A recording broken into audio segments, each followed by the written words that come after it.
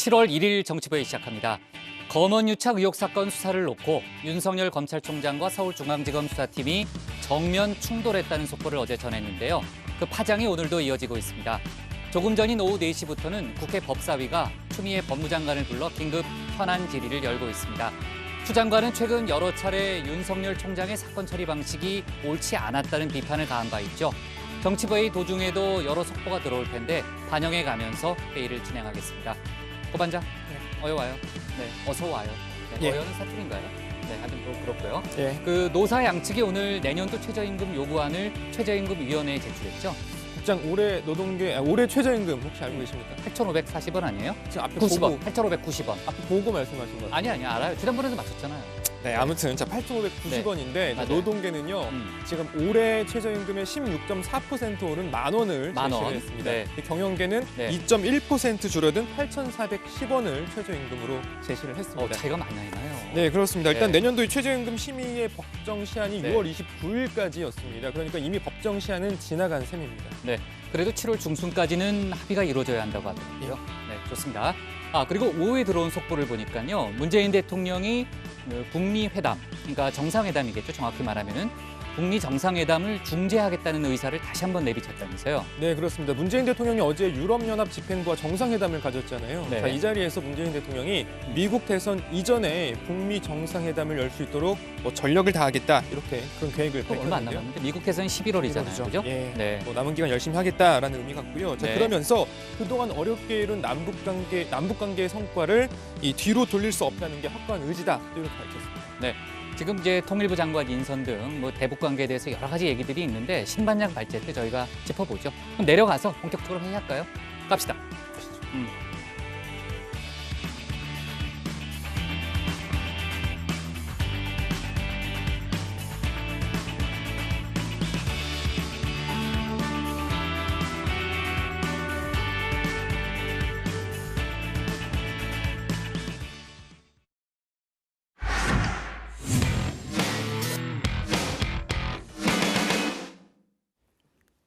네, 조금 전에 제가 이제 고 반장이랑 얘기했지만요. 검언유착 의혹 사건 관련해서 지금 대검찰청과 서울중앙지검, 또 정확히 말하면은 대검 중에서도 이제 윤석열 검찰총장과 서울중앙지검 수사팀이 지금 정면으로 맞붙은 그런 모양새고요. 원래 예정에 없었는데 조금 전인 오후 4시부터 그 국회 법사위가 긴급 현안 질의를 하고 있습니다. 지금 현장 상황을 저희가 보고 있는데요.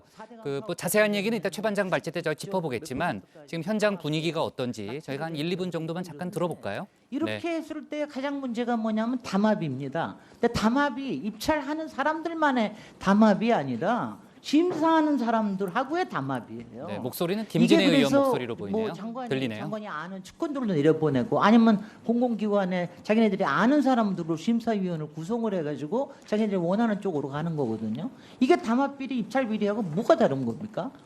그다음에 제가 또 하나 오늘 이걸 쭉 들었을 때 그러니까 간간히 듣다가 조금 더 자세하게 오늘 기사가 나온 걸 보니까 저는 이런 생각까지 들었습니다.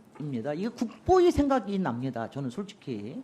아니 전두환이 1980년에 79년에 그런 일 저지르고 1980년에 국보위 만들었을 때 장관들 10명하고 군장성 15명 해가지고 자기네들 사람들만 딱 해가지고 거기서 나라를 휘둘른 거 아닙니까? 완전히 농단을 했는데 이 전두환이 하던 국보위하고 다른 게 뭐가 있습니까 도대체? 지금 윤석열 검찰총장이 하는 적어도 지금까지 파악한 거로 봐서는 그런 부분과 전혀 다르지 않다고 생각하는데 어떻게 생각하십니까? 그런 공정성을 해치는 구성이라면 아마 책임을 져야 되지 않을까 생각합니다. 네. 그런데 이제 제가 여기서 한 걸음만 더 나아가 보겠습니다. 그러면 도대체 왜 그러는 것이냐? 무엇 때문이냐? 가령 저희가 지난 법사위에서 얘기도 했지만 한명숙 전 총리에 관련된 위증 교사 모의 이 부분에 대해서도 그때도 이제 굉장히 석연치 않은 부분들이 많았는데 그때도 측근을 엄호하기 위해서 그렇게 감찰이 아니라 인권감독관실에서 하게끔 한 게 아니냐 이런 의혹이 뭐 상당히 얘기가 됐었는데 이번 경우에도 이렇게 하는 이유가 정말 측근인 한동훈 지금은 뭡니까? 지금은 법무연수원이 와 있으니까 연구위원입니까? 연구위원을 보호하기 위한 겁니까? 뭐 때문이라고 보십니까? 제가 뭐라고 답변 드리긴 어렵지만 일단 그 수사가 그 아주 결정적인 순간에 있는 것이고요. 중앙지검에서 부장회의에 올린 안건은 채널 A 기자 개인에 대한 구속영장 청구에 대한 판단이었습니다. 네. 그런데 그것에 대해서 안건이 피의자 2명에 대한, 그러니까 말씀하신 그 법무연수원으로 오신 그 분에 대해서까지도 공소 제기 여부와 네.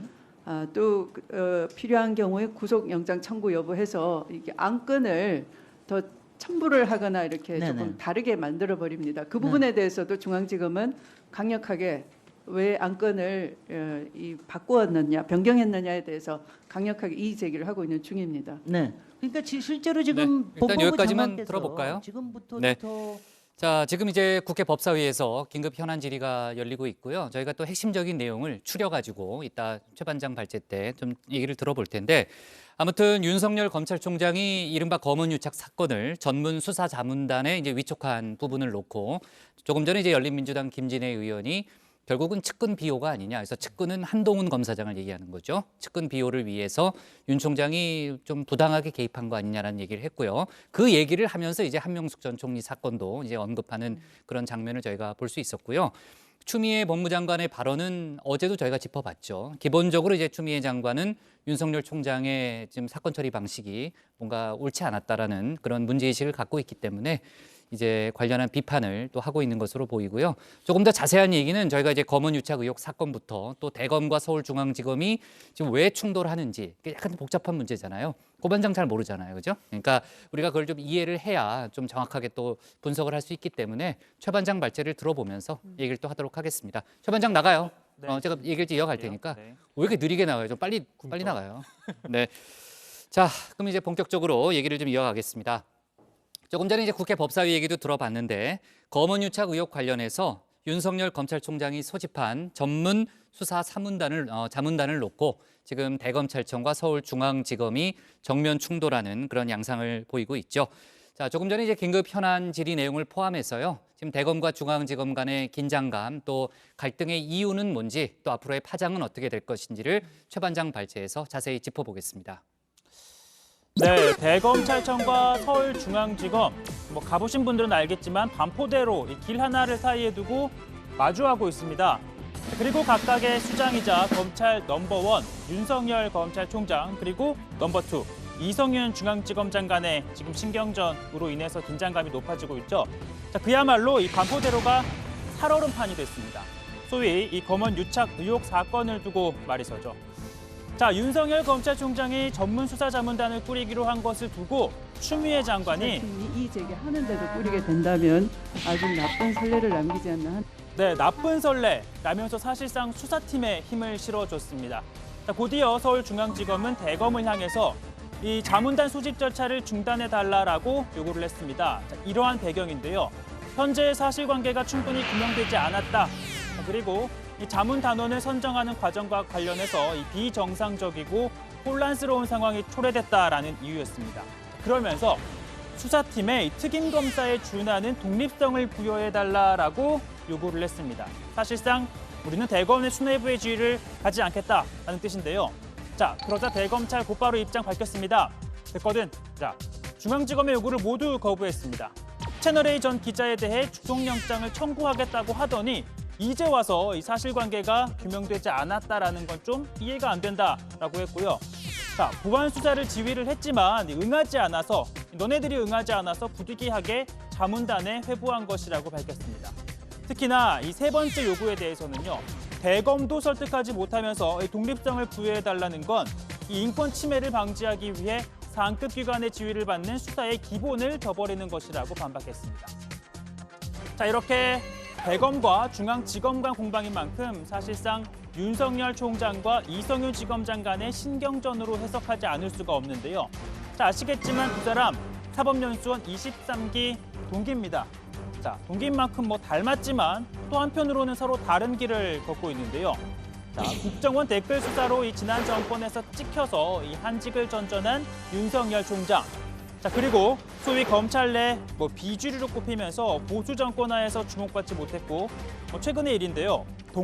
서울 동부지검 형사부장 시절 이 직속부하인 검사가 피의자와 성관계를 하는 사건이 불거져 또 그에 따른 책임으로 한직을 전전한 이 지검장. 자, 하지만 두 사람 현 정부 들어서 검사장으로 승진하며 부활했습니다. 자, 윤 총장은 승진과 동시에 이 중앙지검장에 올랐고 또 아시다시피 검찰총장으로 직행했죠. 자, 그리고 이 지검장은 소위 검찰 빅4 가운데 세 자리를 잇따라 지냈습니다. 나머지 하나는 검찰총장이죠. 자, 하지만 최근 현 정권과 관련된 인사들에 대한 수사를 거치면서 두 사람 전혀 다른 길을 걷고 있습니다. 조국 전 장관 수사 당시 검찰국장이던 이 지검장이 이런 제안을 또 한 것으로 알려지면서 묘한 관계가 형성이 됩니다. 이성윤 검찰국장이 한 부장께 전화로 검찰총장을 배제한 수사 라인을 만드는 것에 대해서 통화하신 사실이 있습니까? 그런 사실이 있습니다. 검찰사무총괄하는 검찰총장이 있는데 법무부에서 총장을 배제한다라는 그 개념의 의미가 뭐예요? 배제한다는 표현이라기보다는 이 사안의 성격상 총장께서 빠져라 이거예요, 총장.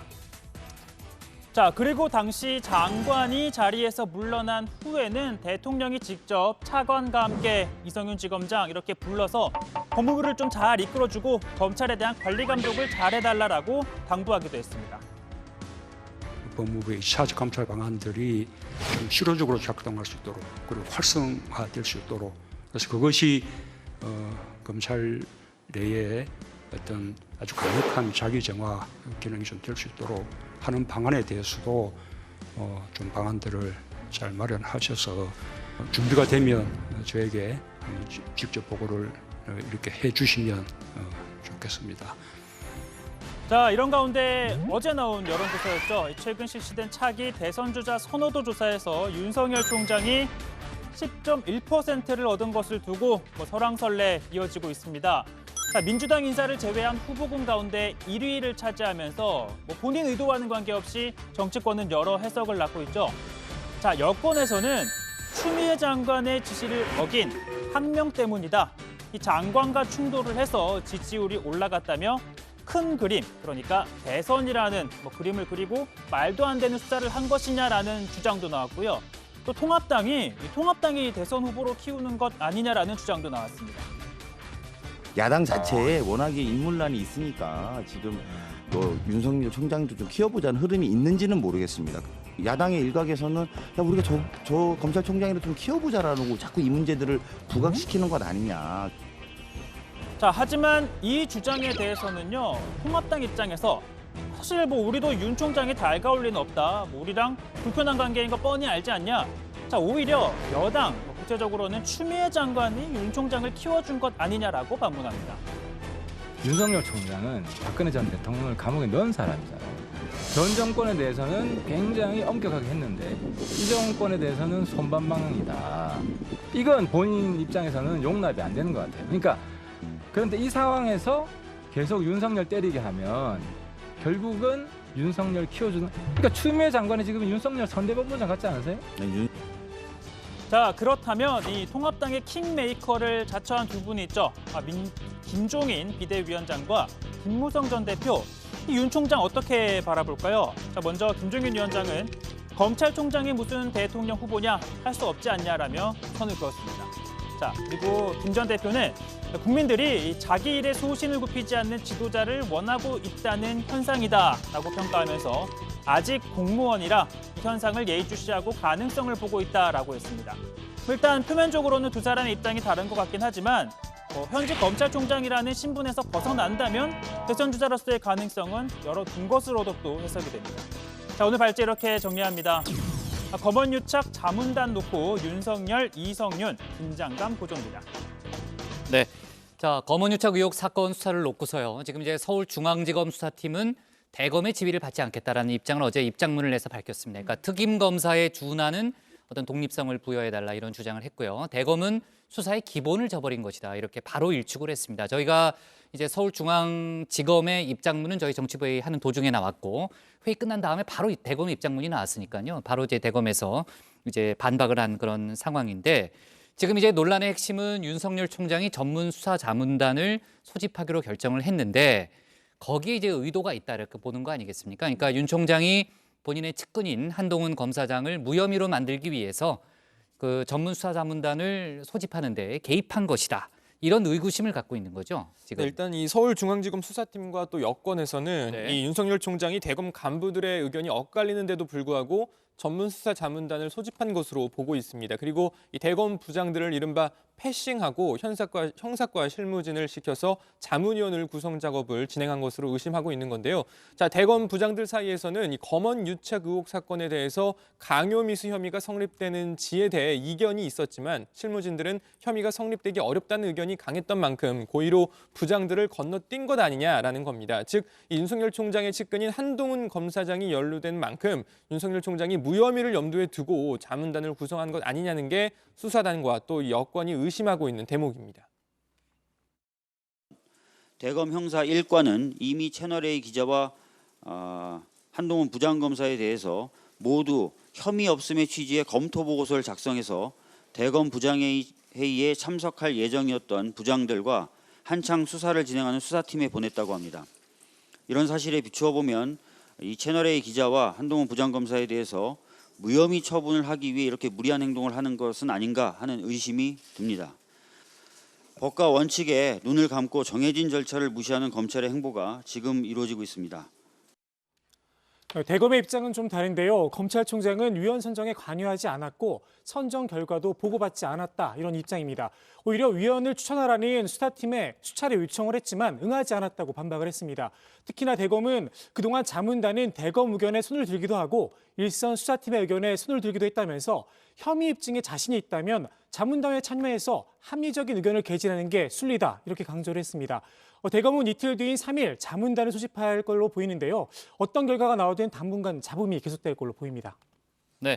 자, 아까 저희가 이제 라이브로 이제 국회 법사위 장면도 잠깐 봤지만요. 지금 원래는 예정이 없었고요. 오늘 갑자기 일정이 잡혀서 오후 4시부터 법사위 긴급 현안 질의가 진행 중인 상태죠. 네, 그렇습니다. 저희 회의 시작할 때도 보셨지만 지금 법사위 현안 질의 4시부터 지금 현재 진행 중입니다. 자, 우선 추 장관은 윤 총장과 이성윤 지검장이 충돌한 데 대해서 심각히 우려하고 있고 사과의 말씀을 드린다라고 했습니다. 민주당의 박범계 의원은요, 이 대검이 부장들을 제외하고 이 형사과 중간 간부들을 중심으로 자문단을 구성한 건 법규 위반이다. 이렇게 지적을 했고 이 지적을 들은 추 장관은 경위를 확인 중이다라고 답변하기도 했습니다.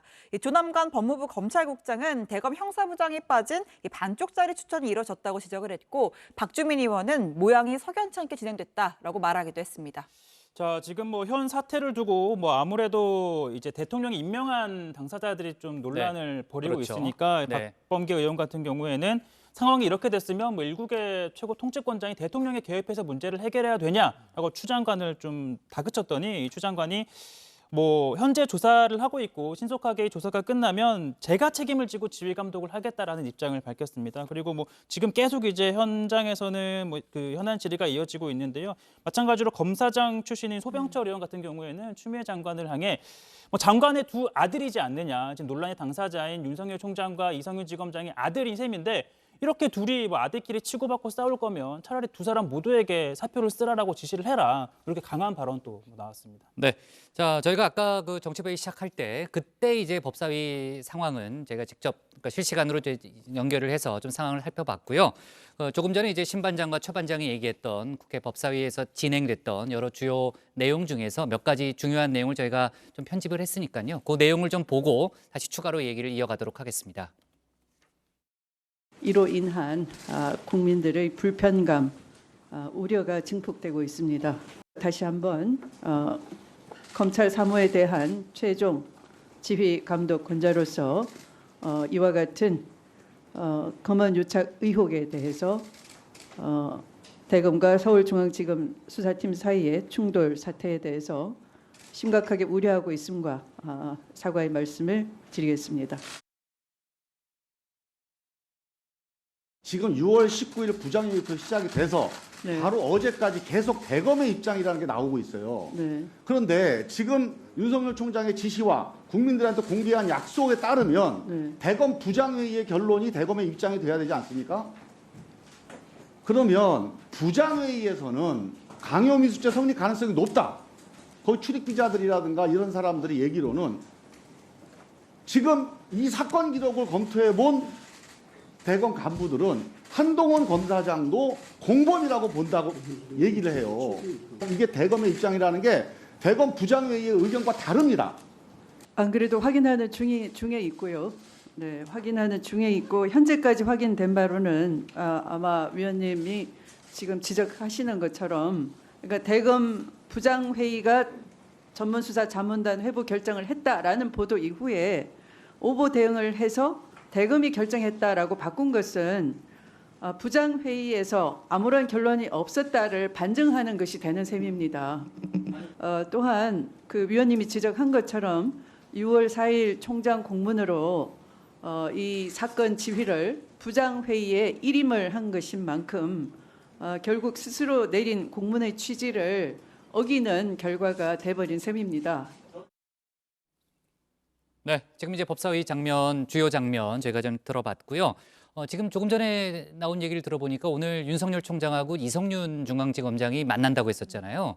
오늘은 만나지 않았다면서요? 원래 이게 매주 수요일에 뭐 그동안 이제 중앙지검에서 다룬 사건에 대해서 뭐 중앙지검장이 직접 검찰총장에게 대면 보고를 하는 주례 그렇죠. 보고 자리가 있는데요. 매주 해왔죠. 네네. 뭐 오늘 방금 들어온 속보를 보니까 오늘은 대면 보고를 하지 않고 서면으로 대체가 되었다고 합니다. 아무래도 만나는 게 좀 서로 거북스러워서 그러지 않았을까요? 당장 뭐 하루 전날까지만 해도 이제 네. 중앙지검이 요청한 걸 대검이 네. 곧바로 또 거부를 하는 상황이었기 때문에 뭐 두 사람이 얼굴을 맞대는 것 자체가 좀 불편하지 않았나 싶은데요. 대검 측에 따르면 사실 뭐 일정상이나 사정이 있으면 그동안 종종 대면 보고도 해왔다는 게 대검의 설명이긴 합니다. 네, 아무튼 뭐 묘한 시점이니까 여러 가지 해석이 나올 수는 있는 그런 대목이네요. 자, 만약에 이제 법사위 관련해서요 추가적인 속보가 더 들어올 거예요. 지금 이제 질의응답 주요 내용은 저희가 봤지만 아마 새로운 내용이 들어오면요 저희가 다시 한번 또 그 속보를 얘기해 보는 걸로 하고요. 오늘 법사위 아까 저희도 이제 잠깐 장면을 봤지만은 통합당 의원들은 출석하지 않았잖아요. 통합당은 추미애 장관 해임건, 그러니까 해임건이 아니라 그럴까요? 그 부분을 지금 만지작거리는 그런 분위기죠. 네, 오늘 미래통합당은 이 법률자문위원 현안 간담회를 가졌는데요. 자, 이 주호영 원내대표는 이 자리에서 오늘 해임 건의안을 검토하고 제출해야 되는 것이 아니냐라는 의견이 있었다라고 밝혔습니다. 다만 아직은 결론을 내지 않았다면서 의견을 더 수렴해 보겠다라고 말했습니다. 네. 자, 윤석열 검찰총장을 둘러싼 뭐 법무부 또 검찰 내부의 갈등에 대해서요. 신반장, 청와대 쪽의 입장이 나온 게 있습니까? 청와대가요. 이 네. 수사를 둘러싸고 그런 일이 있다는 보도는 봤다라고 했습니다. 그러면서도 관련한 구체적인 입장은 내놓지 않고 있는데요. 검찰 내부의 문제라면서 그것에 대해서 이야기하는 건 적절치 않은 것 같다는 입장을 밝혔습니다. 네. 자, 그렇고요. 이제 주제를 좀 바꿔보겠습니다.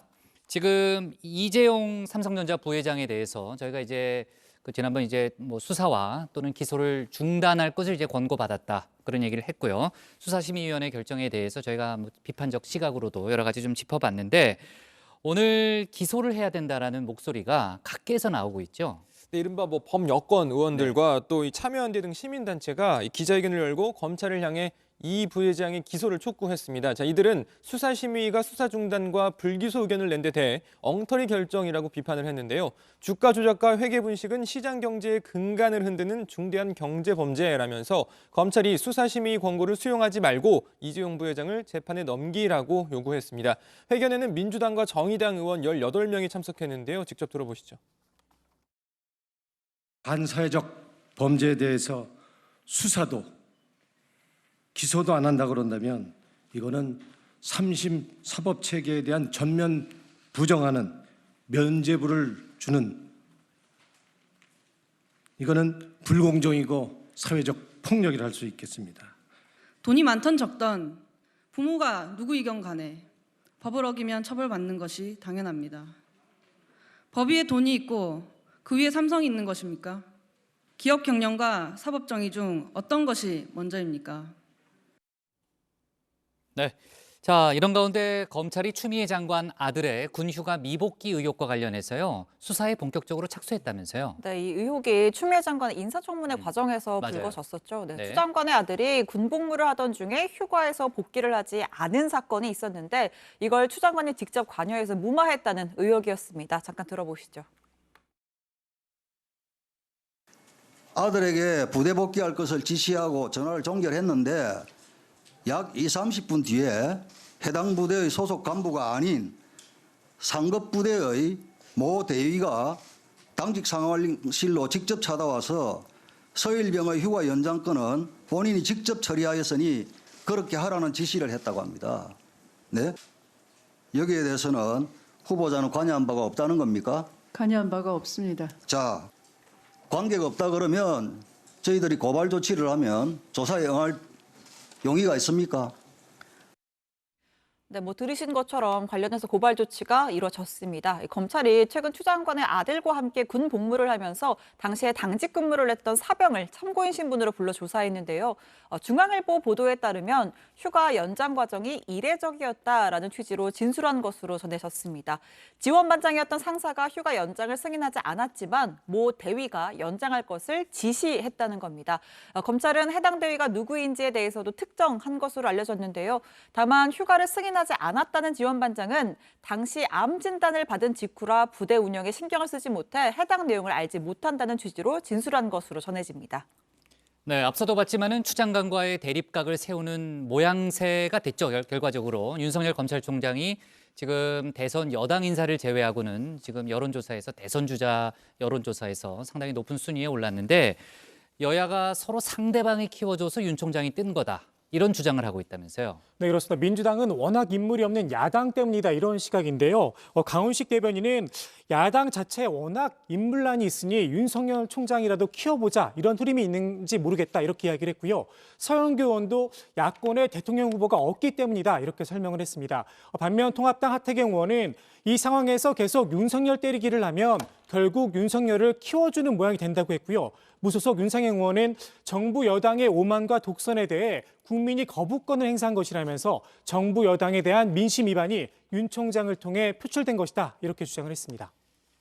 다만 검찰은 여야도 아니고 진보 보수도 아니죠. 국민의 공익과 또 인권 보호를 위해 존재하는 기관이니까요. 사실 정치적 외풍에 휩싸이는 게 좋아 보이진 않습니다. 그러니까 그 특정 지지층 또 특정 정당에 의해서 대선 주자로 꼽히는 거는 좀 부적절하지 않나 하는 그런 생각도 들고요.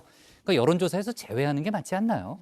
사실 어떻게 생각해요? 여론조사 업체에서 네. 객관식으로 답을 할 때는 네. 후보군들을 집어넣잖아요. 그렇죠. 그런데 이제 예전 같은 경우 네. 이런 사례가 있었는데 유시민 작가가 이사장 같은 경우에는 맞아요. 본인을 빼달라 스스로 요청했잖아요. 요청을 했었잖아요. 네. 마찬가지로 대검이나 윤석열 총장 측에서 앞으로 여론조사를 할 때 내 이름은 좀 빼달라라고. 윤 총장도 예전에 하지 않았어요? 이 이야기를 했는데요. 예를 들어서 갤럽이나 리얼미터 네. 같은 경우에는 사전에 이제 주관식으로 네. 대선 주자가 누가 속했냐 이렇게 물어본다고 합니다. 그러면 응답자 가운데서 응답이 많으면 네. 네. 거기서 추려서 후보군을 네. 넣기 때문에 네. 인위적으로 빼기 어렵다 또 이렇게 설명을 하고 있습니다. 그래요. 아무튼 적절하지는 않은 것 같아요. 네, 좋습니다. 자, 오늘 기사 제목은요. 이렇게 정리하겠습니다. 법사위 추미애 불러 검언유착 의혹 긴급 현안 질의로 제목을 잡겠습니다. 다음은 신혜원 반장의 발제를 들어보겠습니다.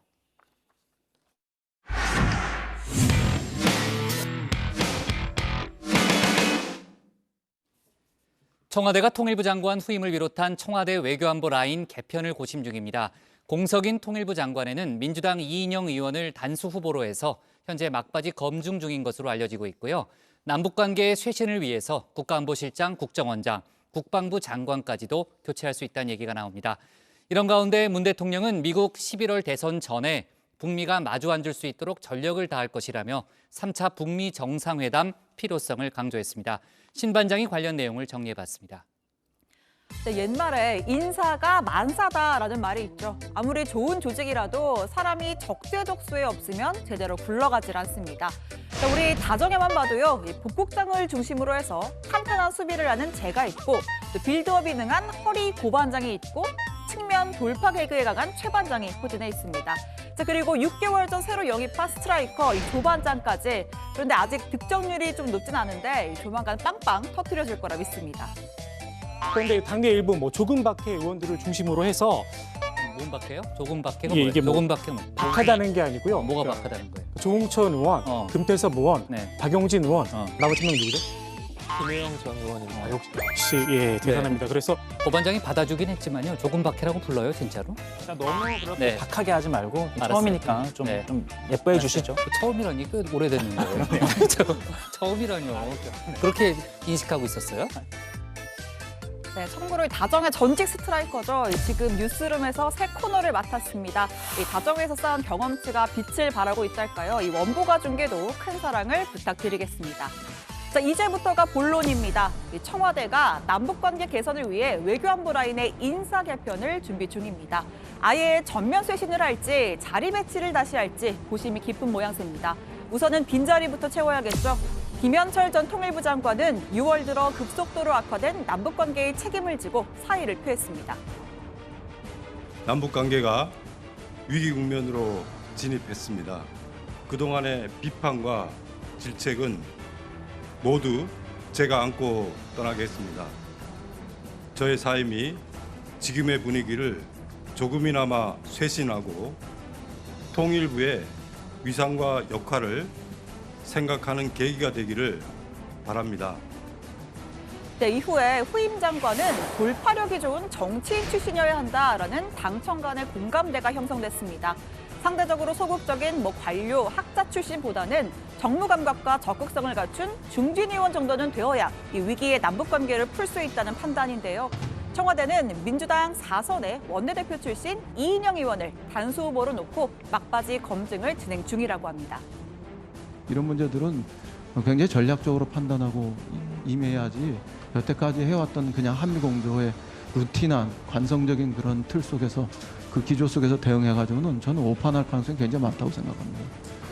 통일부는 어떻게 생각하십니까? 예, 현 상황을 엄정하게 인식하고 있습니다.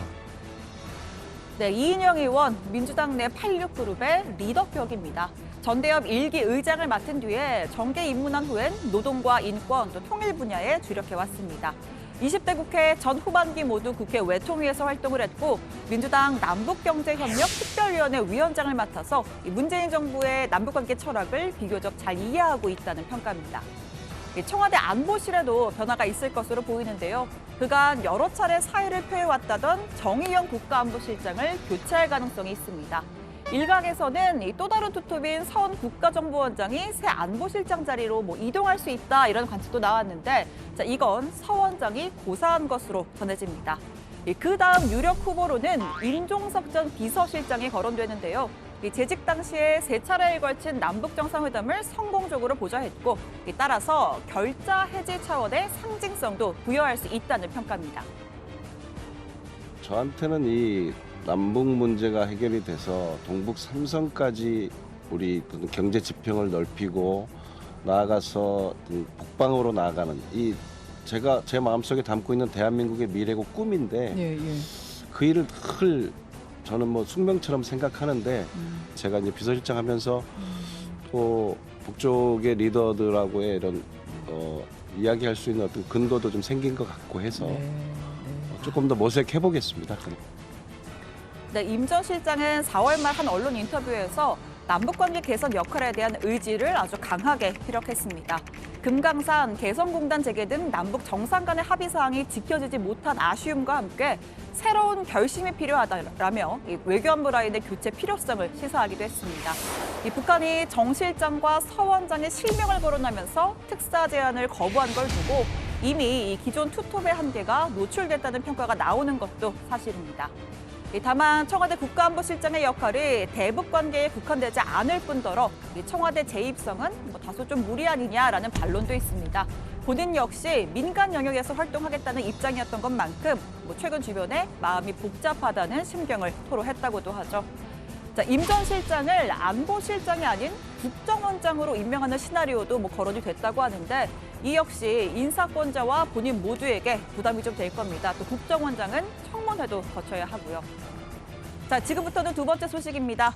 오늘은 일본이 한국에 대한 수출 규제 조치를 시작한 지 꼭 1년이 되는 날입니다. 지난 여름이었죠. 일본산 불매운동, 이른바 노노재팬 운동이 거셌는데요. 어느덧 편의점에선 일본산 맥주를 찾아보기 힘들어졌습니다. 10년간 부동의 수입 맥주 1위를 지키다 판매량이 급감하면서 아예 철퇴 수순을 밟은 겁니다. 또 산업계는요, 오히려 반도체 소재 수입처 다변화와 국산화에서 기대 이상의 성과를 거뒀습니다. 소재, 부품, 장비 분야 자립의 속도가 붙었고 고질적인 문제였던 대일 무역 적자 폭도 크게 줄었습니다. 지난 1년 우리는 기습적인 일본의 조치에 흔들리지 않고 정면 돌파하면서 오히려 전화위복의 계기를 만들었습니다. 소재 부품 강국과 첨단 산업 세계 공장이 되겠다는 담대한 목표를 분명히 하고 민관이 다시 한번 혼혈체가 되어 범국가적 역량을 총동원해야 하겠습니다. 한일 관계 개선의 실마리는 여전히 불투명합니다. 특히 국제 무대에서 일본의 목리가 이어지는데요. 확대 G7에 한국을 넣자라는 미국의 제안에 대북, 대중 간을 문제 삼으며 반대하는가 하면 유명희 통상교섭 본부장의 WTO 사무총장 도전에도 곱지 않은 눈길을 보냈습니다. 本年の G7 首脳会議の開催決議については、議長国である米国や G7 各国と議論してきておりますが、我が国としては G7 の枠組みそのものを維持することは極めて重要であると考えています。 한일 간의 관계가 과거의 어떤 수직적 관계에서 수평적 관계로 변화하고 있고 그 속에서 아시아에서의 어떤 주도권을 일본이 잃을 수도 있다라는 그런 어떤 아마 우려가 그 배경에 깔려 있을 거라고 생각합니다. 그렇기 때문에 우리나라의 후보가 WTO 사무총장이 되는 것에 대해서 일본이 달가워하지 않을 것은 너무나 당연한 것이고요. 자, 한일 관계를 정상 궤도로 올려놓기 위해선 양측이 팽팽하게 맞서고 있는 일제 강제동원 피해자 판결에 대해 주도적으로 타협안을 도출해야 한다는 의견도 나오는데요. 한일 관계를 방치했다가는 이 남북 관계는 물론 한미, 한중 관계까지 일본이 부정적인 영향을 미칠 수 있기 때문입니다. 자, 오늘 청와대 발제 이렇게 정리하겠습니다. 청와대 외교안보 라인 개편 수순 통일부 장관 이인영 유력입니다. 네, 청와대가 곧 외교안보 라인 개편에 나설 분위기고요. 뭐 들리는 얘기로는 이르면 이번 주도 발표될 수 있다. 뭐 이런 얘기도 있는데 인사라는 게 또 발표돼봐야 하는 거잖아요. 잘 알죠? 인사라는 게. 그렇죠. 인사 맞추기가 굉장히. 고반장도 뭐 갈 듯 하다가 아직까지 있잖아요. 그렇죠. 아니 미안해요. 예, 그러게요. 농담이에요. 제가 예를 들기가 좀 마땅히 생각이 안 나가지고. 당장 내일 또 없어질 수 있는 거죠. 그렇진 않아요. 그렇지, 그 정도의 본인 얘기 이쪽은 탄탄해요. 이쪽은요? 네, 요렇게 셋은. 네. 네. 자, 좋습니다. 넘어갈게요. 자, 이제 통일부 장관 자리부터 일단 채워야 되죠. 지금 이제 비어 있으니까요. 일단은 민주당 이인영 의원이 유력하다는 게 좀 일반적인 시각이죠. 네, 뭐 지난주 초에 이 의원으로부터 뭐 인사검증 동의서를 제출받았고 사실상 이 단수 후보로 막바지 검증 과정에 있는 것으로 알려지고 있습니다. 그러면 지명 시기는 언제쯤으로 예상되나요? 아까 뭐 국장은 뭐 이번 네. 빠르면 이번 주 내라고도 아이고, 말씀을 하셨는데 약간 심통 내듯이 말을 해요. 네, 뭐 더 미룰 네. 이유는 없어 보입니다. 사실 뭐 민주당이 7월 임시국회 추진 의사도 밝힌 만큼 뭐 임시국회 소집 여부에 따라 더 속도를 낼 수 있는데요. 다만 지금 뭐 통일부 장관만 바꾸는 게 아니라 뭐 국가안보실장, 국정원장 그리고 국방부 장관까지 뭐 전면적인 교체에 나설 가능성이 있어 보이고요. 그렇게 될 경우에는 뭐 상당히 여러 시나리오가 가능하기 때문에 조금 더 미뤄질 가능성도 있습니다. 네. 뭐 상처받은 거 아니죠? 아까 신반정이 공격수라고 그랬어요. 공격수였죠. 윙어. 윙어. 측면 돌파 개그를 하는 윙이 윙어. 상당히 중요하죠. 네, 저는 빠지면 안 되죠. 그러니까. 네, 윙 중요해요. 네, 그 정도로만 정리할게요. 자, 지금 이제 서훈 국정원장이 안보실장을 맡느냐 아니면 유임하고 임종석 전 비서실장이 안보실장을 맡느냐 여러 가지 시나리오가 거론이 되고 있습니다. 사실 인사권자는 문재인 대통령이죠. 그러니까 뭐 최종 결정권자도 문재인 대통령이고 그 이제 실무 단계에서 논의됐던 것이 이제 문 대통령 의중에 따라서 얼마든지 바뀔 수가 있습니다. 그러나 좀 일반적으로는 그런 예상들이 많은 거죠. 네, 지금 뭐 사실 오늘 청와대 고위 관계자가 네. 뭐 인사 얘기가 지금 이렇게 계속 좀 네. 나오는 거에 대해서 좀 불쾌감을 사실 표시하기도 했었습니다. 발표나면 좀 싸달라 이런 얘기도 있었죠. 네, 뭐 그런 얘기도 있긴 했는데요. 일단 뭐 당과 청와대 안팎에서는 21대 국회 뭐 원구성 협상, 3차 추경, 또 7월 중순으로 예정된 공수처 출범 같은 핵심 과제가 남아 있기 때문에 지금 인사청문회 전국에 조성 조정되는 건 좀 바람직하지 않다는 판단을 했었습니다. 안보실장과 달리 국정원장, 통일부 장관, 국방부 장관은 인사청문회 절차를 밟아야 하고 따라서 9월 정기국회 타이밍을 좀 개각 시점으로 고려 중이란 관측이 나왔었던 건데요. 6월 들어서 남북관계가 급속도로 악화가 됐고 김현철 전 통일부 장관도 갑작스레 사의를 표한 만큼 그것보다는 현실적으로 시기가 좀 앞당겨질 것으로 보입니다. 경우에 따라서는 인사청문회 과정에 필요 없는 안보실장을 먼저 교체하고 나머지는 찬찬히 지명할 수 있다. 이런 분석도 있습니다. 네, 청와대 취재를 계속 해봐야 되겠네요. 근데 인사 취재가 참 어려워요. 저도 옛날에 취재해 보면요, 진짜 어렵더라고요. 좀 섣불리 쓰면 안 돼요. 인사 취재하려고 섣불리 쓰면은 또 바꾸는 경우도 많아요. 그렇죠. 결과적으로 오보가 되는 경우도 많이 있잖아요. 맞추기가 쉽지 않죠. 네. 좋습니다. 어제 문재인 대통령이 유럽연합 정상들과 이제 화상회담을 가졌잖아요, 신반장. 네. 거기서 북미 회담 얘기가 나왔죠. 네, 청와대 고위 관계자에 따르면요, 이 문재인 대통령이 11월 미국 대선 이전에 북미 간 대화 노력이 한 번 더 추진될 필요가 있다고 생각한다라는 이야기를 했다고 합니다. 또 문 대통령이 그간 어렵게 이룬 남북 관계의 진전과 성과를 다시 뒤돌릴 수 없다는 것이 내 확고한 의지라면서 인내심을 갖고 남북미 간 대화 모멘텀 유지를 위해 노력할 것이다라고 강조했다고 하는데요. 이에 대한 EU의 역할도 당부를 하면서 한국 역시 미국 대선 이전에 북미 간에 다시 마주 앉아야 대화를 나눌 수 있도록 하는데 내가 전력을 다할 계획이다. 이런 이야기도 덧붙였다고 합니다. 네, 그러니까 문재인 대통령의 머릿속에는 이제 미국 대선 전에 3차 북미 정상회담을 갖는 그런 스케줄이 들어있다. 이렇게 볼 수 있는 건데요. 어제 저희가 정치부에서 얘기했던 대목이 있잖아요. 그러니까 비건 미 국무부 부장관이 미국 대선 전에는 북미 협상이 어렵지 않겠느냐라는 그런 좀 개인 의견을 피력한 적이 있었는데 맞죠? 어제 저희가 그렇게 얘기했잖아요. 비건 부장관은 다음 주에 한국에 옵니까? 이르면 다음 주가 될 걸로 보이긴 합니다. 2박 3일 일정으로 세부 계획을 지금 조정 중이라고 하는데요. 한미 워킹그룹 실무자인 만큼 당연히 북한 문제를 논의할 텐데요. 일본 요미우리 신문이 비건 부장관이 트럼프 대통령의 메시지를 북한에 전달을 하려 한다면서 한국의 중계로 판문점에서 북한과 접촉을 시도해 트럼프 대통령의 메시지를 전달할 계획이다. 이렇게 보도를 했습니다. 네, 그러니까 트럼프 대통령의 메시지를 북한에 전달하는 거잖아요. 어떤 내용이 담길까요? 요미우리 신문은 한미일 소식통을 인용을 했어요. 메시지는 북한의 자제를 촉구하는 메시지가 될 가능성이 있다 이렇게 전했습니다. 그런데 저희가 며칠 앞서 비건 부장관 발언을 직접 들어봤듯이 대결보다는 대화에 방점이 찍힌 메시지일 확률이 높습니다. 북미 정상이 대선 전 직접 만나진 못하더라도 외교의 문은 계속 열려 있다 이렇게 했었는데요. 우리 안보실장 격인 백악관 국가안보보좌관도 비슷한 이야기를 했습니다. President Trump is committed to enduring peace on the Korean Peninsula. For that reason, he took a bold step and did what no other American president has done before. He engaged Chairman Kim Jong-un directly and forged a relationship with him. Tangible progress has been slow, but the door to dialogue and progress remains open. We continue to call on North Korea to avoid provocations, abide by obligations under UN Security Council resolutions, and return to sustained and substantive negotiations. 국내 경제 뉴스도 좀 짚어볼게요. 오늘 코로나 경제 위기를 극복하기 위한 노사정 합의가 예정돼 있었잖아요. 근데 그 문턱에서 불발됐습니다. 그 이유가 뭐예요? 일단 이번 합의 같은 경우에는 외환위기 이후에 22년 만에 민주노총까지 참여하는 노사정 대타협 시도로 관심을 모았습니다. 협약식은 오늘 오전 10시 반 서울 삼청동 국무총리 공관에서 열릴 예정이었는데요. 국무총리실이 시작 15분 전에 협약식이 취소됐다는 긴급 공지 문자를 보냈습니다.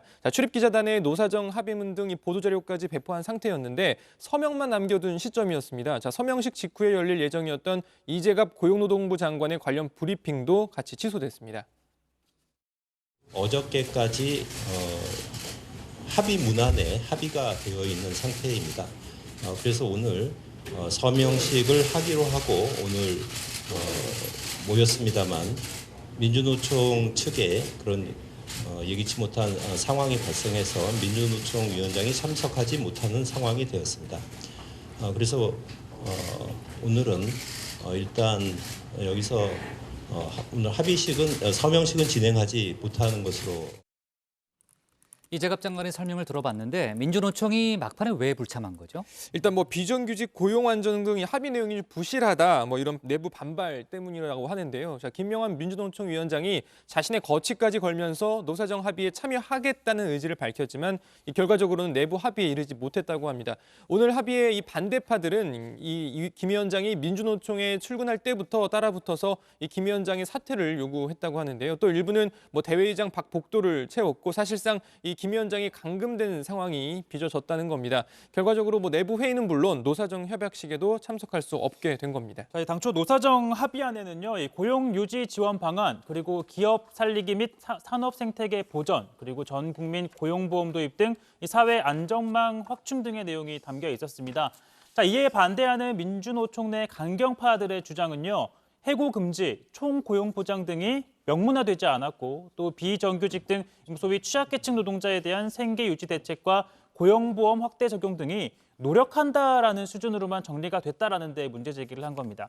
반대로 경영계가 요구를 했던 뭐 임금 삭감이나 동결 등 뭐 민감한 내용 역시 뭐 빠지긴 했었는데요. 자, 이렇게 대표자들이 모여서 만든 합의안이 좌초되고 또 민주노총 내에 갈등까지 심해진 만큼 당장 뭐 다시 이 노사정 합의를 이끌어내기까지는 좀 시간이 걸릴 걸로 보입니다. 네, 참 기대가 컸는데 안타깝긴 하네요. 네, 앞으로의 상황도 저희가 체크해 보겠습니다. 오늘 청와대 발제는 이렇게 정리하겠습니다. 청와대 외환 라인 개편 수순 통일부 장관 이인영 유력으로 제목을 잡겠습니다. 다음은 고석승 반장의 발제를 들어보겠습니다.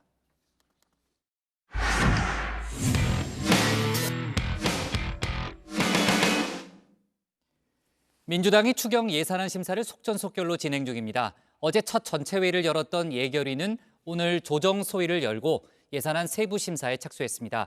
민주당은 이번 임시국회가 종료되는 내일 모레 금요일에 무조건 추경안을 통과시킨다는 계획인데요. 일각에서는 졸속 심사 우려를 제기하고도 있습니다. 오늘 고 반장 발제에서 국회 상황 자세히 짚어보겠습니다. 네, 국회 예결위가 오늘 조정소위원회를 본격 가동했습니다. 추경 예산안 세부 조정에 나선 겁니다. 전례 없이 빠른 속도입니다. 민주당이 이미 추경 예산안 처리 기한을 이번 주 금요일로 못 박은 상황이라 조정소위도 빠르게 심사를 마무리할 가능성이 큽니다. 월요일부터 추경 심사가 본격적으로 시작됐습니다. 우리 민주당은 국민들께 약속드렸던 대로 이번 임시국회 내에 처리하는 것을 목표로 차근차근 절차를 밟고 있습니다. 방금 김태년 민주당 원내대표가 말한 대로 추경안 심사가 시작된 지 오늘로 사흘째입니다. 사흘 만에 원구성부터 상임위 예비심사 그리고 예결위 심사까지 정말 초고속으로 진행 중인데요. 민주당의 추경 사흘 되짚어봤습니다. 자, 지난 월요일 통합당의 불참 속에 민주당 주도로 원구성이 완료됐죠. 자, 예결위원장을 포함한 전 상임위원장을 민주당이 가져가게 됐습니다. 합의에 이르지 못하고 미래통합당이 불참한 상태에서 원구성을 하게 되어 대단히 송구스럽게 생각합니다. 자, 그리고 월요일 원구성 직후 곧바로 각 상임위에서 추경 예산안 예비 심사에 착수했는데요. 상당수가 1시간에서 2시간 정도 만에 회의를 마쳤습니다. 자, 어제는 상임위에서 넘어온 예산안을 가지고 예결위가 전체 회의를 열었는데요. 이 자리에도 통합당은 참석하지 않았습니다. 정성호 위원장은 거듭 예산안의 빠른 처리를 강조했죠. 민생 경제가 회복하기 어려운 상황에 이를 수 있기에 야당 위원님들이 불참하였음에도 부득이 오늘 추경안 심사를 시작할 수밖에 없었다는 점을 국민 여러분께 말씀드립니다. 자, 어제 예결위 전체 회의에선 각종 현안에 대한 질의응답도 오갔습니다. 통합당 불참에도 불구하고 곳곳에서 날카로운 질문이 나왔습니다. 특히 많은 국민이 관심을 갖고 있는 이 부동산 문제에 대해 질의가 이어졌습니다. 22번째 대책을 냈죠. 4번째 냈습니다. 23번째? 4번째 네 번째요? 24번째가 이제 그냥 4번째 냈습니다. 4번째입니까? 그럼 정부 22번째 부동산 규제 정책 이것은 모두 이건 잘못된 거예요? 네, 언론들이 온갖 정책들을 다 부동산 정책이라고 카운트해서 만들어낸 숫자입니다. 그때 발표한 것이 정책 아니에요? 이거에 있어 숫자에 논쟁하고 싶은 생각은 없는데요. 의원님께서 모르시니까 나온 겁니다. 냈으면 3번은 실패한 거네요? 아닙니다. 지금까지 정책은 다 종합적으로 작동하고 있다고 봅니다. 청와대 비서실장이 좀 팔아라 라고 정부 이렇게 입장을 얘기했으면 거기에 좀 부응해야 되는데 아무도 안 하고 있어요. 진짜 투기 세력들은 비웃습니다. 아무튼 아무튼 뭐 공직자들이 솔선하는 것이 좋다고 생각합니다. 자, 누구보다 따끔하게 정부를 질책하는 여당 의원들도 눈에 띄었습니다. 독감에 걸리면 누가 더 위험합니까? 아무래도 만성 질환자, 기저 질환자들 아닙니까? 그분들에 대한 독감 예방 백신은 왜 실시 계획을 세우고 있지 않습니까? 지금까지는 주로 그 연령을 기준으로 그런데 65세 이상 또 13세 미만의 아동 그리고 예, 그게 지금 문제라고 말씀드리는 겁니다. 네, 오늘 야당이 안 나오셨기 때문에 대신해서 제가 좀 국민적 우려 전달하고자 합니다. GDP 대비 국가 부채 비율이라든지 이런 것들이 점점 더 상방 조정될 가능성이 있는데 국가 채무가 늘어나는 속도는 굉장히 빠르다고 이렇게 지적을 많이 하고 있습니다. 속도가 빠른 거에 대해서는 나름대로 또 관리 노력이 필요하지 않는가. 자, 그런데 심사 속도가 워낙 이례적이다 보니 회의에 참석한 일부 의원들은 졸속 심사에 대한 우려를 나타내기도 했습니다. 엊그제 기재위 회의에서는 정의당 장혜영 의원이 항의 표시 이후 퇴장한 바 있는데요. 자, 어제 예결위에서는 같은 당 이은주 의원이 이런 입장을 밝혔습니다. 상임위원장 선거, 시정연설, 상임위 예비심사가 하루 만에 진행된 것은 물론 통과 시한을 정해놓고 예결위를 진행하는 것에 대해 사실 납득이 되지 않습니다. 자, 졸속 심사 우려가 곳곳에서 거론되자 김태년 민주당 원내대표 오늘 아침 이렇게 답했습니다. 추경 제출 이후에는 각 상임위별로 간담회와 당정 협의를 통해서 이미 사전 심사를 해왔습니다. 그래서 이번 주 우리 민주당은 이번 주 심사 과정만 추경 심사의 전부가 아니라는 말씀을 드립니다. 자, 어제 예결위에서는 통합당 의원들의 조속한 복귀를 촉구하는 민주당 의원들의 목소리도 일부 나왔는데요. 과연 통합당은 언제 복귀를 하게 될까요? 예산안 심사 관련 남은 일정에는 참여할 가능성이 있을까요? 자, 들어가서 좀 더 이야기해 보겠습니다. 일단 오늘 발제 이렇게 정리합니다. 추경 예산안 심사 속도전, 민주당 졸속 심사 아니야. 네. 자, 국회 법사위 상황은 제가 지금 계속해서 체크하고 있는데요. 아까 저희가 이제 웬만큼 중요한 내용은 다 소개를 한 것 같습니다. 추가로 나온 얘기를 좀 종합해 보면은 아무튼 이제 추미애 법무장관이 윤석열 총장에 대한 비판 발언을 계속 이어가고 있고요. 윤석열 총장이 국민에게 약속한 걸 스스로 허물고 있다 이런 얘기를 했고 수사 지휘가 제대로 되고 있냐라는 그런 뭐 질문이 많이 나왔는데 대단히 유감스럽고 때로는 무력감을 느낀다는 얘기를 또 반복적으로 하고 있습니다. 그리고 조금 전에 이제 추미애 법무장관이 그 발언한 내용을 보니까요. 지금 이제 그 검언 뭐죠 이름이 유착 의혹인가? 유착 의혹 사건의 그 당사자죠. 한동훈 검사장이 소환에 불응하고 또 휴대전화 포렌식에 비협조적이었다 이런 얘기도 추미애 장관이 지금 이제 의원들과의 질의응답 과정에서 답변을 했습니다. 더 추가로 나오는 얘기가 있으면요, 또 제가 반영해 가면서 얘기를 이어가죠.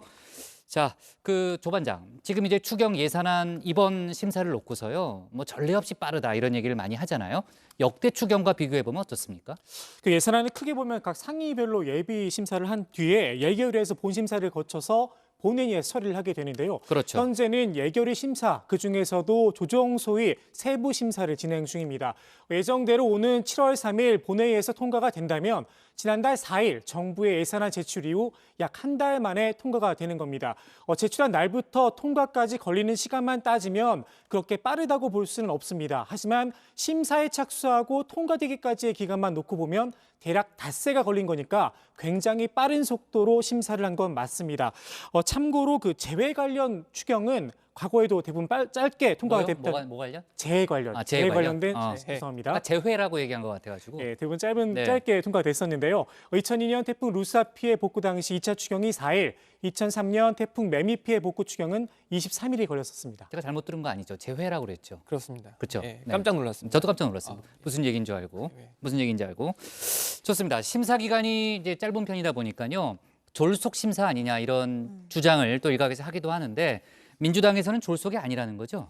우선 이 통합당 같은 경우에는 이 35조 원이라는 예산 심사를 사흘 만에 마친다는 건 있을 수 없는 일이다라고 하면서 비판을 이어가고 있고요. 정의당도 형식적 심사를 거쳐 추경안이 의결될 것으로 보인다면서 졸속 심사를 우려하고 있습니다. 자, 이에 대해서 민주당은 추경안 제출 과정에서부터 계속 정부와 협의를 했기 때문에 졸속이 아니라는 입장입니다. 김태년 민주당 원내대표는 오늘 최고위원회의에서 충분한 이 당정 협의를 거쳤고 추경 제출 이후에는 각 상임위별로 간담회 등을 통해서 이미 사전 심사를 해왔다면서 이번 주 심사 과정만 추경 심사의 전부가 아니다라고 강조했습니다. 신 반장, 지금 이제 통합당이 예산안 심사 과정에 전혀 참여하지 않고 있잖아요. 네. 국회에 언제 복귀한다는 얘기예요? 일단 뭐 지금 심사에 참여를 안 하고 대신 뭐 장외에서 예산안 문제점을 지적하고 있는데 뭐 문제는 예결위에 들어와서 하지 않는 이상 바깥에서는 마음으로 외쳐봤자 뭐 반영이 안 된다라는 겁니다. 소용이 없죠. 네, 뭐 어제도 이 통합당이 11일까지 심사를 진행하면 우리가 참여하겠다라는 입장을 밝혔는데 민주당은 오는 3일까지로 이 심사 기한을 못 박은 상황입니다.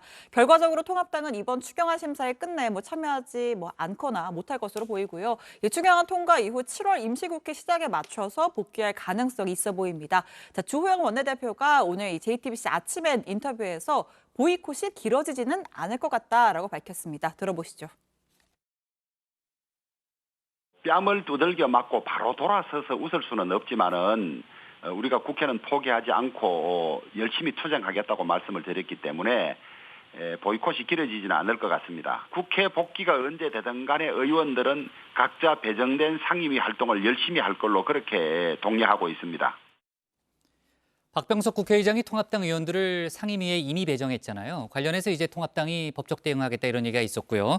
오늘 헌법재판소에 권한쟁의 심판을 신청했죠, 최 반장. 네, 통합당은요 주호영 원내대표를 포함해서 103명 이 의원 전원의 이름으로 청구를 한 겁니다. 국회의장의 상임위 강제 배정은 위법하고 또 무효다라면서 헌재에 권한쟁의 심판을 청구한 건데요. 통합당은 국회법상 의장의 상임위원 선임 권한은 의원의 의사를 배제하고 또 일방적으로 임의적으로 선임할 수 있는 권한이 아니다.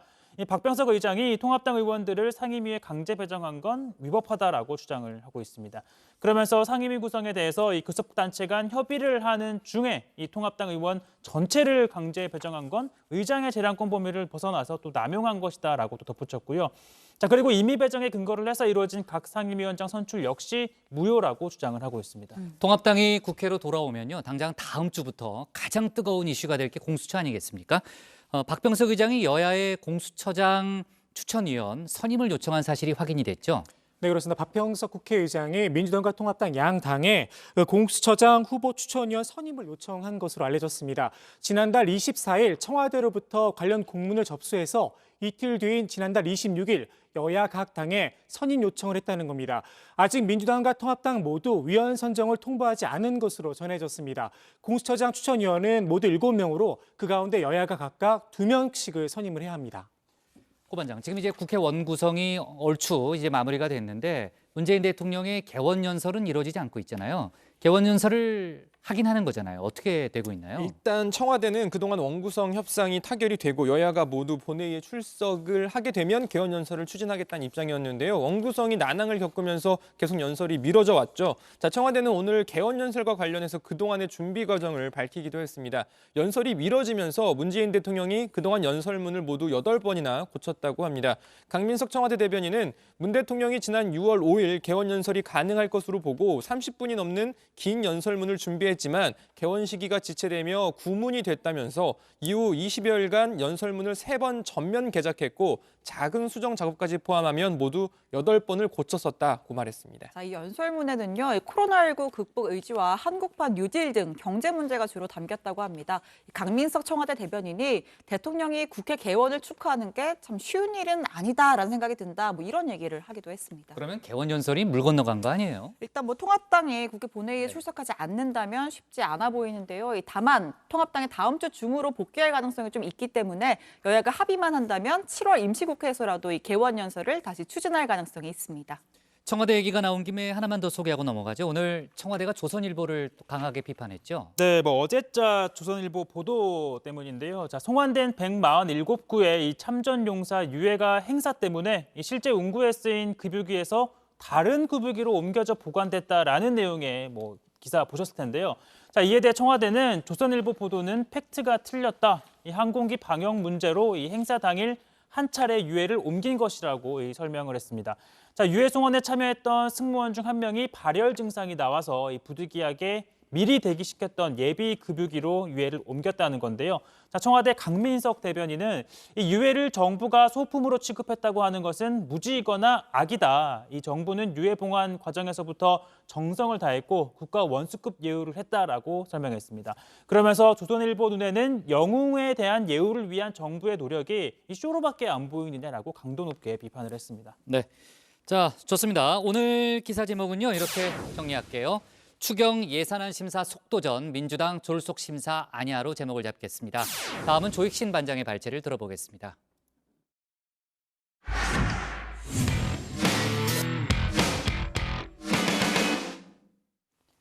참여정부 시절 청와대 홍보수석을 지낸 조기숙 이대 교수가 연일 문재인 정부를 향해 쓴소리를 쏟아내고 있습니다.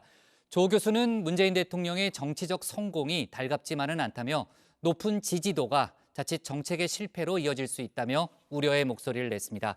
관련 내용을 조 반장이 정리했습니다.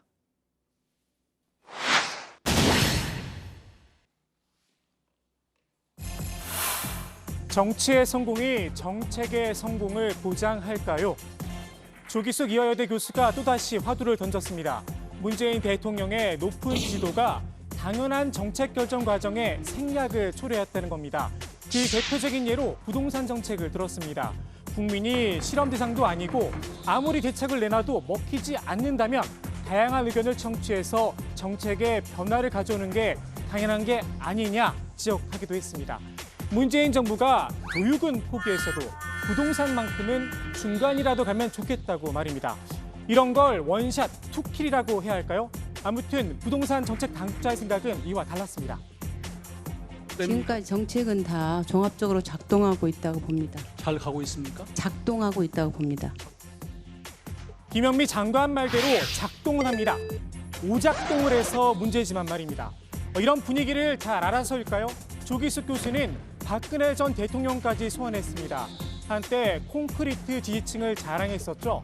박근혜 정부가 정치적으로 성공했기에 정책적으로는 실패했다면서 문재인 정부와 이렇게 비교를 했습니다. 지지도가 높으면 정책적 실수에 관대하고 참모들도 해이해진다고 말입니다. 조 교수의 걱정 어쩌면 기우였을지도 모르겠습니다. 문재인 대통령의 지지율 하락세로 돌아섰습니다. 오늘 발표된 여론조사 결과입니다. 부정평가가 긍정평가를 앞섰습니다. 여기엔 6.17 부동산 정책이 한몫했다는 분석입니다. 문재인 정부가 정책적으로 성공해 역사적으로 성공한 대통령으로 평가받았으면 좋겠다는 조 교수의 바람, 조 교수만의 희망사항은 아닌 듯합니다.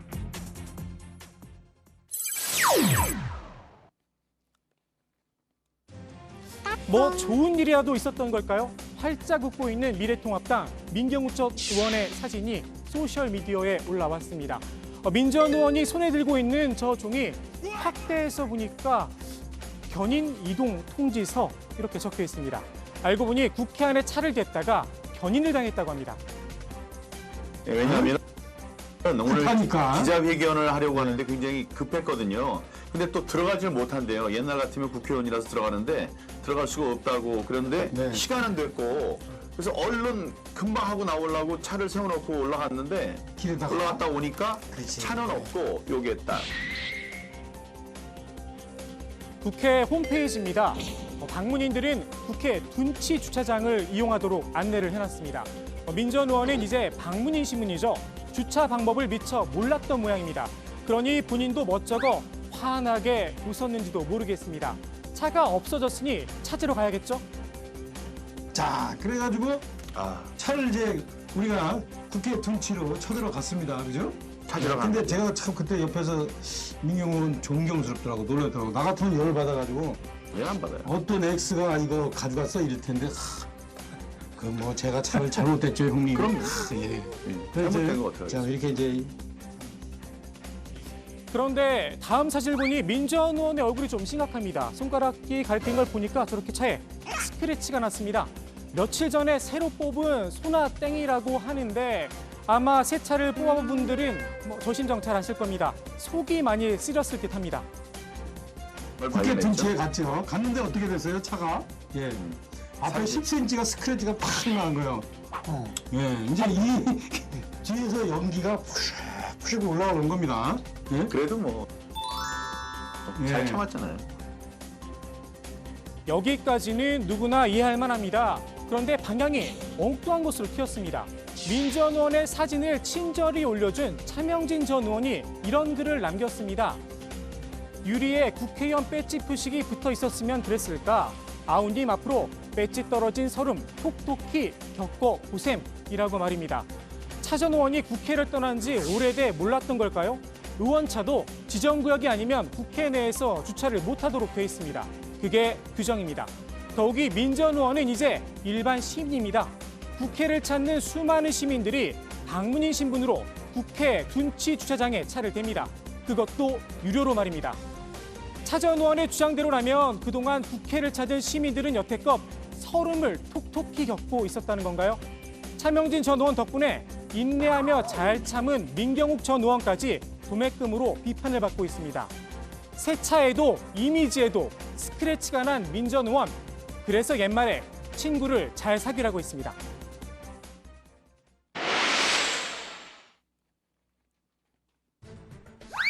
홍카콜라, 홍반장, 레드 준표.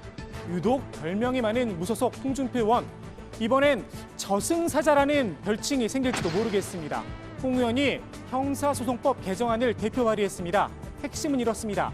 반인륜 범죄를 저지른 사형수는 6개월 이내 사형 집행을 의무화하자는 겁니다. 우리나라는 지난 1997년 이후 23년 동안 사형 집행을 멈췄습니다. 사형 제도가 사실상 사문화된 셈입니다. 현재 사형 확정 판결을 받았지만 형이 집행되지 않은 사형수는 60명입니다.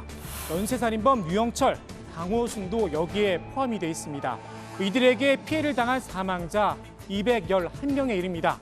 일부에서는 피해자들을 생각해서라도 사형 집행이 필요하다는 주장이 제기돼 왔습니다. 사형제 종편에 관해서는 난 집행을 해야 된다고 난 늘 믿는 사람인데 지금 23명이나 토막 살인했던 유영철 사건도 지금 그대로 집행 안 하고 있잖아요. 지금 그 조폭두목들 하는 말이 참 재밌어요. 지난번에 어느 잡지에서 읽었는데 죽여도 나는 죽지 않는다. 옛날에는 죽이면 나도 죽는다 이랬는데 지금은 죽여도 나는 죽지 않는다. 그래 단두대가 사라지는 거예요. 최근에도 흉흉한 일들이 벌어졌습니다. 강서구 PC방 살인사건, 구유정 살인사건 등이 대표적입니다. 홍 의원은 이런 흉악범죄가 급증해 사형 집행을 요구하는 여론도 높아지고 있다 이렇게 주장을 했습니다. 그런데 통계를 들여다보면 상황이 좀 다릅니다. 경찰청이 집계한 살인범죄 발생 추이입니다. 최근 5년간 발생 건수가 꾸준히 줄었습니다. 여기에 오신 문제도 있습니다. 최근 진범이 밝혀진 화성 8차 살인사건이 대표적입니다. 자칫 억울한 사람이 누명을 쓰고 형장의 이슬로 사라질 수 있습니다. 사형은 한 번 집행되면 다시 되돌릴 수 없습니다.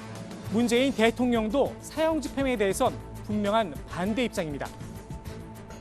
지금 사형 흉악범 집행이 안 되니까 유영철이 강호성이 그런 엽기적인 연쇄살인이 계속 나고 그 사람들이 죽은 피해자는 어떡하고 수십 명의 피해자는 피해자들은 어떡하고 오히려 이게 앉아서 그 멀쩡히 앉아서 교도소에서 국가에서 밥 먹이고 하는 게 옳습니까? 오히려 사형제도가 있으면 큰 범죄를 저지르는 사람들은 그 뒤에는 이판사판이 되는 거예요.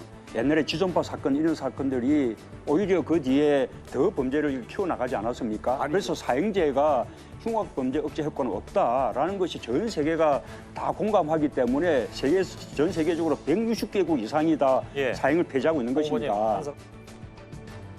홍 의원이 법안을 발의하긴 했지만 실제로 통과를 목표로 하는 건 아닌 듯합니다. 법안 처리에 키를 쥔 더불어민주당이 법안에 동의해줄 가능성은 제로에 가깝습니다. 정치구단 홍 의원이 이를 모를 리 없습니다. 춥고 외로운 무소속 신세, 나 여기 있어. 관심이 필요했는지도 모르겠습니다. 제가 준비한 소식은 여기까지입니다. 오늘 국회 발제 이렇게 정리합니다. 민경욱 세차 견인, 차도 이미지도 스크래치. 네, 뭐 관심도 관심이지만요. 아까 그 토론회 장면을 보니까 홍 의원의 평소 소신이 묻어있는 그런 법안이네요. 그렇죠? 사형제에 대해서는요. 자, 오늘 더불어민주당 이낙연 의원이요. 최근에 이제 인천국제공항 사태를 포함해서 여러 가지 문제에 대해서 한마디 했죠. 네, 뭐 청와대나 정부를 향해서 한 얘기가 아니고요. 동료 의원들을 겨냥했습니다. 자, 이낙연 의원은 이 인천국제공항 문제를 해결하기 위해 환노위나 국토위 등을 열어서 이 논의를 먼저 해야 한다라고 강조를 했는데요. 정식 상임위가 아니면 이 민주당 의원들끼리라도 상임위를 열어서 좀 이야기를 하자는 겁니다. 그래야 문제가 어디 있는지 해법이 무엇인지 찾을 수 있다는 건데요. 자, 그러면서 개별적인 의견을 낸 의원들을 비판했는데 뭐라고 했는지 한번 들어보시죠.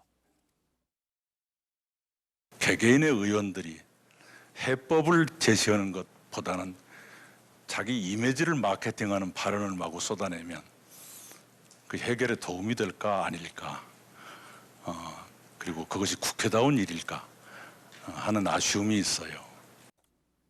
최근 뭐 이 건으로 개별적인 의견을 많이 낸 의원이 있죠. 뭐 김두관 의원이 좀 거론이 되는데요. 뭐 김 의원을 겨냥한 발언 아니냐 뭐 이런 해석 나옵니다. 김 의원은 뭐 아시다시피 조금 더 배우고 필기 시험에 합격을 해서 정규직이 됐다고 비정규직보다 2배가량 임금을 더 받는 게 오히려 불공정하다라고 말해서 뭐 논란이 일었었는데요.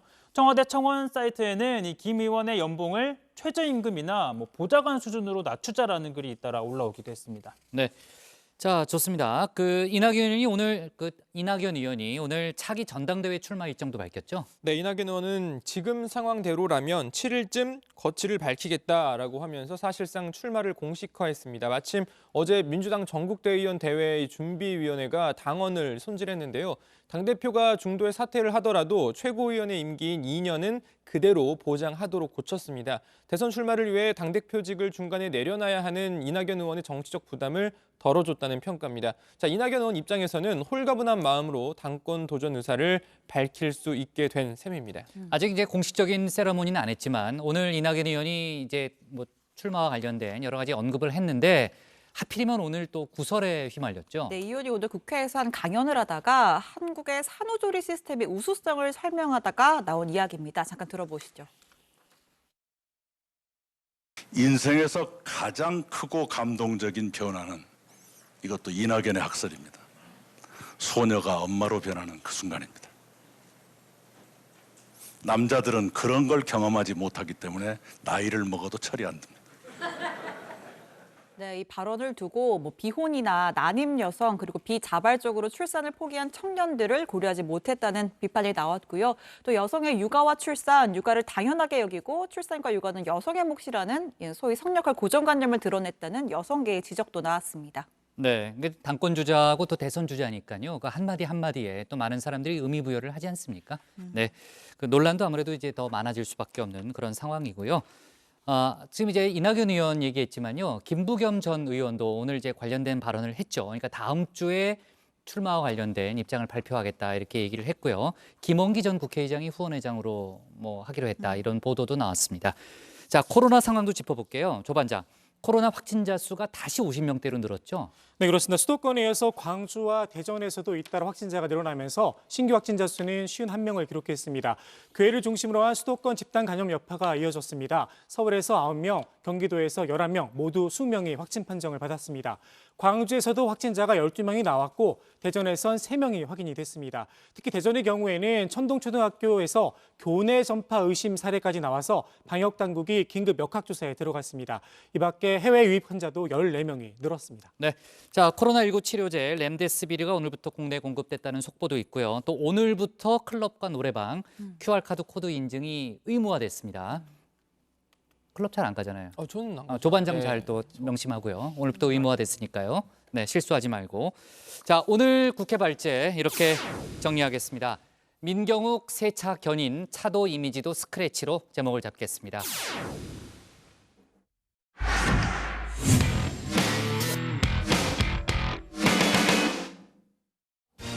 네, 오늘 저희가 고른 한 컷은 홍일학 대구경제부시장 취임, 여야 협치 첫발입니다. 홍일학 전 민주당 의원이 오늘 대구시 경제부시장에 취임하면서 야당 시장과 여당 부시장이 머리를 맞댄 모습이 연출됐습니다. 홍일학 부시장이 비록 당적을 내려놓고는 왔지만 사실상 경기도에 이은 제2의 연정이란 평가가 지배적인데요. 특히 대구라는 지역이 갖는 정치적 상징성 때문에 둘 다 많은 고심과 결단이 있었을 걸로 봅니다. 어렵게 한 배를 탄 만큼 성공적인 시너지를 발휘해서 여야 협치의 시금석이 되길 바랍니다. 그리고 그 협치의 기운이 여의도 국회에도 전달되기를 기대해 보겠습니다. 오늘 정치부에는 여기까지입니다. 저희는 내일 오후 5시에 다시 찾아뵙겠습니다. 네, 수고했습니다. 고맙습니다. 이렇게 끝내면은 클럽 많이 가는 걸로 되는데 안 가죠? 한 번도 안 가봤어요. 안 가봤죠? 안 간 걸로 정리합시다 오늘. 안 가는 걸로. 네. 사이클럽을